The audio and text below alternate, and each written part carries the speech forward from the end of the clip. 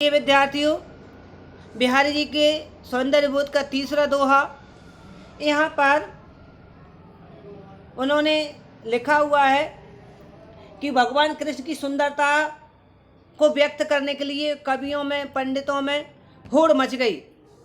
कैसी होड़ मच गई कि वो कहने लगे कि नहीं, मैं उनकी सुंदर व्याख्या करूँगा, मैं बहुत ज्ञानी हूँ, मैं उनके स्वरूप की सुंदरता का वर्णन मेरे विचार से बहुत अच्छा अद्भुत तरीके से करूँगा।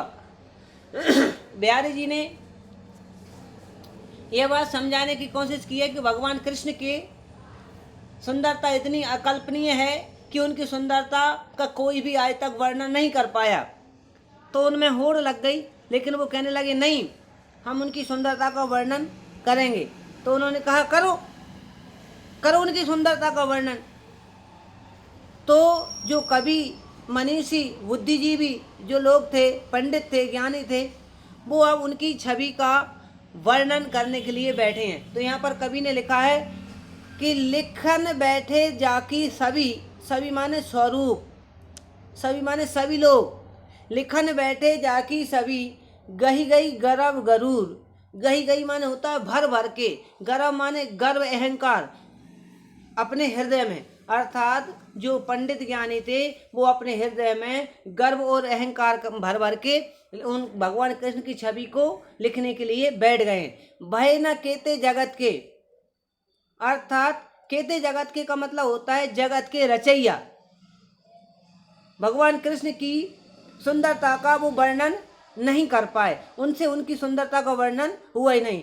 चतुर चितेरे कूर, जितने भी चतुर बने थे, जितने भी होशियार बने थे, चितेरे माने होशियार, कलाकार, जितने भी चतुर और कलाकार बुद्धिजीवी लोग बनकर बैठे थे, वह जब भगवान कृष्ण की सुंदरता का वर्णन नहीं कर सके तो वो अपने आप में मूर्ख बन गए। आगे देखिए दूसरा पद में यहाँ पर भगवान कृष्ण की सुंदरता के विषय में बिहारी जी लिखते हैं कि मकराकृति गोपाल के, मकर का होता है माने, मकर माने होती है मछली, मछली की आकार के, मकराकृति गोपाल के सोहत कुंडल कान। भगवान कृष्ण के, गोपाल माने भगवान कृष्ण के कानों में जो कुंडल डले हुए हैं वो मछली के आकार के हैं। कैसे आकार के? मछली के आकार के, छोटे छोटे मछली जैसे डिजाइन के छोटे छोटे कुंडल भगवान कृष्ण के कानों में विराजमान हैं, शोभित हो रहे हैं। दसों मनो ही गढ़ समरू डोंडी लसत निशान। उनको देखकर, उन कुंडलों को देखकर ऐसा लगता है जैसे कि किसी गढ़, समरू का मतलब होता है किला, समरू मान होता है उसका दरवाजा, डोंडी, समरू डोंडी का मतलब होता है उसके दरवाजे, डोंडी मान होता है, आपने देखा होगा कोई भी किले का जो दरवाजा होता है वो इस तरीके से होता है जैसे कि ये दरवाजा है किले का, और इसके ऊपर ये रहता है यहाँ पर किसी ने निशान लगा दिया जाता है विजय पताका फहराने के लिए। तो ये निशान से इस किले की सुंदरता बढ़ती है, ये निशान के कारण इस किले की सुंदरता बढ़ती है।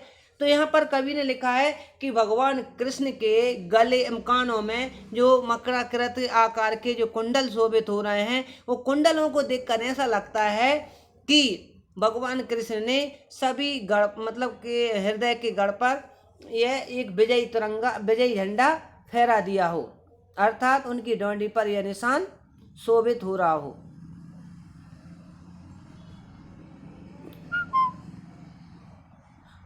आगे देखिए एक पद और देखते हैं।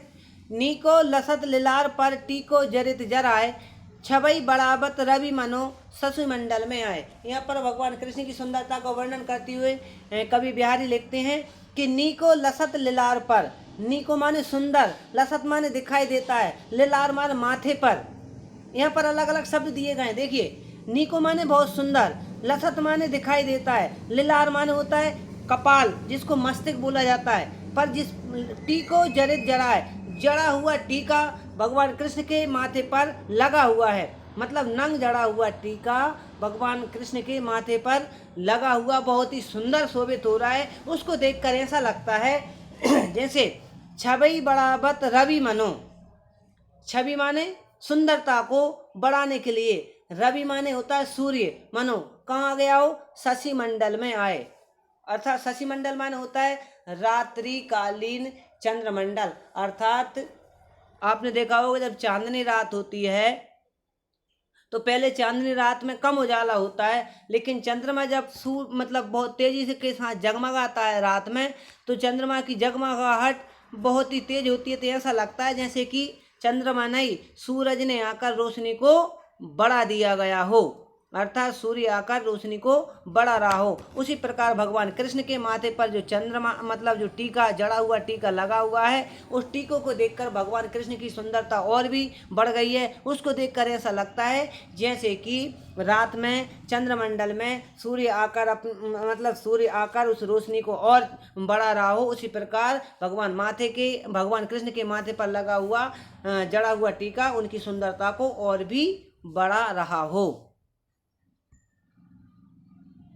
आगे देखिए, छठवा दोहे के अंतर्गत उन्होंने लिखा है, बिहारी ने लिखा है कि झीने पट में झिल मिली जलकति ओप अपार, सुर तरु की मनु सिंध में लसत सपल्लव ढार। यहाँ पर बिहारी जी ने भगवान कृष्ण की सुंदरता का यहाँ पर बहुत ही अद्भुत तरीके से वर्णन किया गया है। आप कल्पना करिए, झीने पट क्या होता है? झीना में होता है बिल्कुल बारीक, पट माने होता है कपड़ा, ऐसा बारीक कपड़ा जिसके आर पार देखा जा सके। झीने पट में झिलमिली का मतलब होता है झिलमिलाने वाला, जो कपड़ा जो है झिलमिलाने वाला, आर पार देखने वाला कपड़ा है। झलका तो अपार, वह वस्त्र भगवान कृष्ण ने धारण कर लिया है, जिसके कारण उनके शरीर की सुंदरता उस वस्त्र में से झिलमिलाती हुई झलक रही है, दिखाई दे रही है। उसको देखकर ऐसा लगता है जैसे कि सुर तरु की मनु सिंध में, सुर तरु माने होता है कोई पेड़ जो रंग मतलब जिसमें रंग बिरंगे फूल लगे हों। मनु सिंधु मतलब मनु माने मानो होता है, सिंधु माने होता है सागर। सिंध में लसत पल्लव डाल, कहने का तात्पर्य होता है कि सागर के पानी में किनारे पर कोई वृक्ष की डाल जब उदित हो मतलब खड़ी हुई दिखाई देती है तो वो अद्भुत और बहुत सुंदर लगती है। समुद्र के पानी में बीच में खड़ी हुई किसी वृक्ष की डाल बहुत ही सुंदर लगती है, वो झलमिलाती रहती है। ऐसा लगता है जैसे कि समुद्र की मतलब सुंदरता इस पर झलक रही हो। उसी प्रकार भगवान कृष्ण अपने शरीर पर मलिन माने पतला झिलमिलाता हुआ वस्त्र धारण किए हुए हैं। उस झिलमिले वस्त्र के अंदर मतलब से भगवान कृष्ण के अंदर के शरीर की जो सुंदरता वो झलक रही है। ऐसा जान पड़ता है जैसे कि समुद्र या सिंधु में कोई सुरतरु की डाल झिलमिला रही हो।